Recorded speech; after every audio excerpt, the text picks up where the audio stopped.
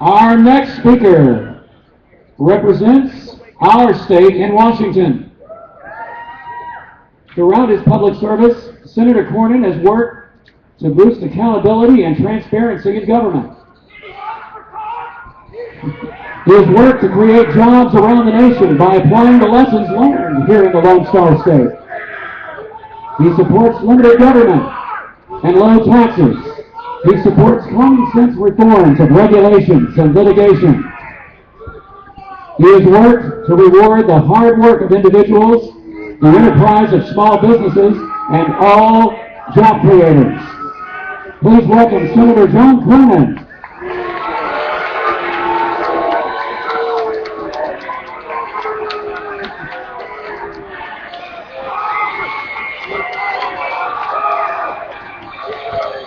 Well, I see we got a lively group out here today.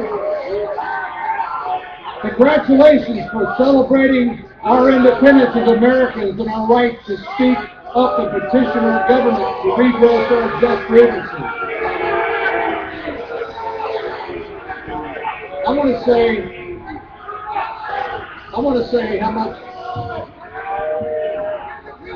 to say how much I appreciate Americans for Prosperity for organizing this Tea Party today. One of dozens across the great state of Texas and across the nation.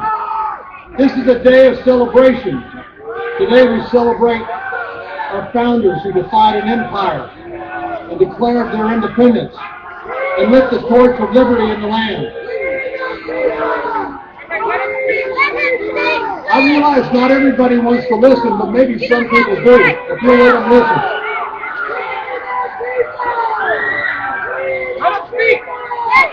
What I would like to do is to introduce to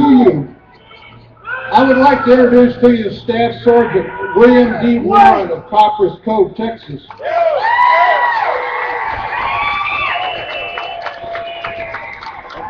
A few moments ago, I had the great honor to pin a Purple Heart on Staff Sergeant Warren, who earned that Purple Heart as a result of an IED attack in Iraq in 2006.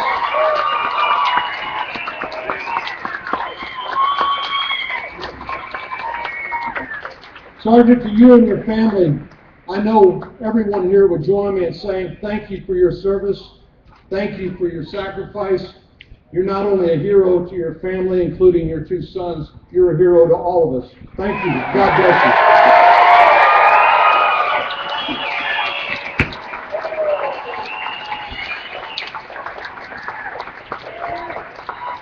Well, I think it's appropriate that we honor the service of Sergeant Warren and all the men and women who have worn the uniform of the United States military, because day in and day out they put themselves in harm's way to protect our rights and our freedoms, including the right to peaceably assemble, as well as the right to petition our government for a redress of our grievances.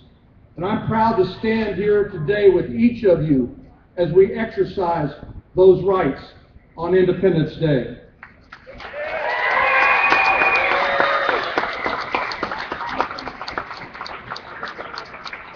I think the first Tea Parties on April the 15th were a big shock to Washington, D.C. and people all around the country.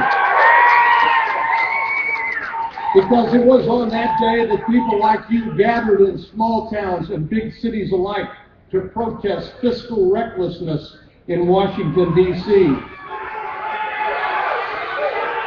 You protested Washington's plans to raise taxes more than $1.4 trillion over the next decade. You protested Washington's plan to spend trillions of dollars in reckless spending.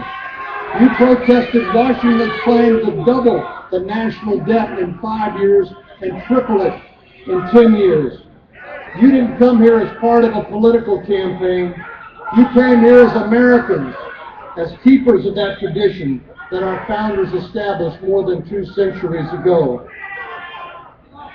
3 months later, I wish I could say that Washington has listened to your voices. I wish I could tell you that Washington has abandoned their tax and spend mentality.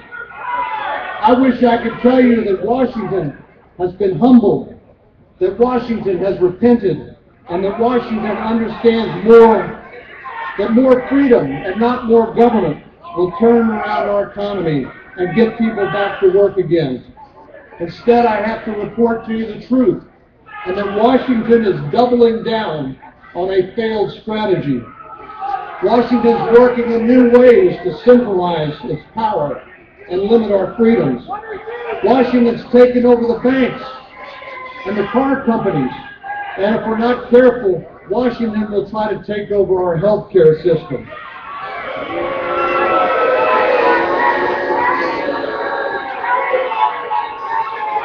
And Washington wants to impose the single largest tax increase in human history through a cap-and-trade system.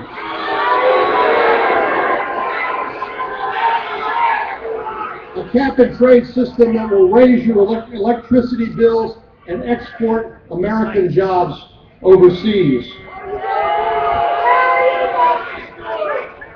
My fellow citizens, on this Independence Day, let us look to our founders for inspiration to face squarely the challenges that we see today.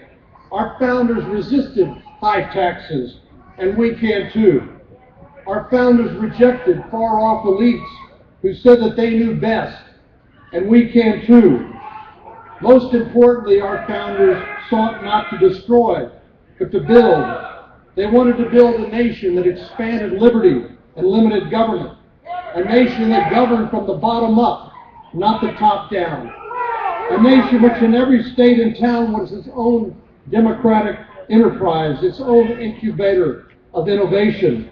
A nation that respected individual dignity by protecting an individual's God-given rights. These are the truths that our founders declared were self-evident more than 230 years ago, and we renew that declaration today. Fellow Texans, God bless you, God bless America, and may God continue to bless the great state of Texas.